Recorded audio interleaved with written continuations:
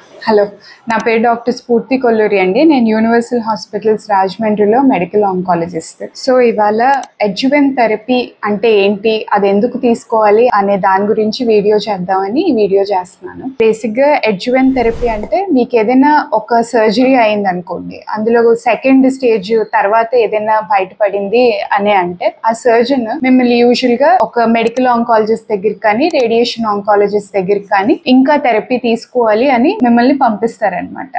నాకు ఎటువంటి problem face చేస్తానంటే పేషెంట్ని కన్విన్స్ చేయడంలో, ఎందుకు అడ్జువెంట్ థెరపీ తీసుకోవాలి అనే మాటలో కన్విన్స్ చేయడానికి ప్రాబ్లం అవుతుంది. పేషెంట్ ఏమంటారంటే, ఇంత పెద్ద సర్జరీ అయిపోయింది కదండి, ఇంకా బాడీలో క్యాన్సర్ అంతా తీసేశారని చెప్పారండి అని అంటారు. Which is true. Good surgery అయినప్పుడు మీ బాడీలోంచి మొత్తం క్యాన్సర్ సర్జన్ తీసేస్తారు. బట్ ఎందుకు అడ్జువెంట్ థెరపీ ఇవ్వాలంటే, స్కాన్కి కంటికి కనిపించని కణాలు మనకి బాడీలో ఉంటాయి అన్నమాట. అవి ద్రవ పదార్థాలు ఏవైతే బాడీలో ఉండే లిక్విడ్స్ ఉంటాయో, అంటే బ్లడ్, లింఫ్, దాని ద్వారా ఇంకా కూడా వేరే ఆర్గన్స్కి స్ప్రెడ్ అవ్వడానికి చూస్తుంది. అప్పుడు ఏమవుతుందంటే మీ క్యాన్సర్ వెనక్కి వస్తుంది. యూజువల్గా ఫస్ట్ 5 years ఆఫ్ సర్జరీలోనే వెనక్కి రావడం మొదలు పెడుతుంది అనమాట. సో ఆ ఛాన్స్ తగ్గించడానికి మనం అడ్జువెంట్ థెరపీ ఇస్తాం. కొన్నిసార్లు ఏమవుతుందంటే సర్జరీ టైంలోనే ఆ క్యాన్సర్లోంచి బయటికి తీసేటప్పుడు కానీ, సర్జరీ చేసేటప్పుడు కానీ ఆ క్యాన్సర్ కణాలు అనేవి ఒక ఏరియా నుంచి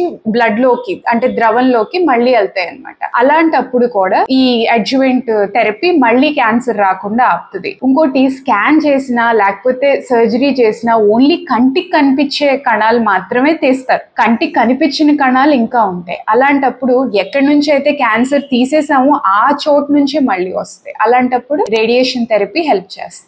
క్యాన్సర్ సర్జరీ అయిపోయినాక కూడా కీమో తీసుకుంటే మీకు ఒక 6 నెలల కష్టం ఉంటుంది, కానీ దాని ఫలితం మళ్ళీ క్యాన్సర్ రాకుండా ఆపచ్చు.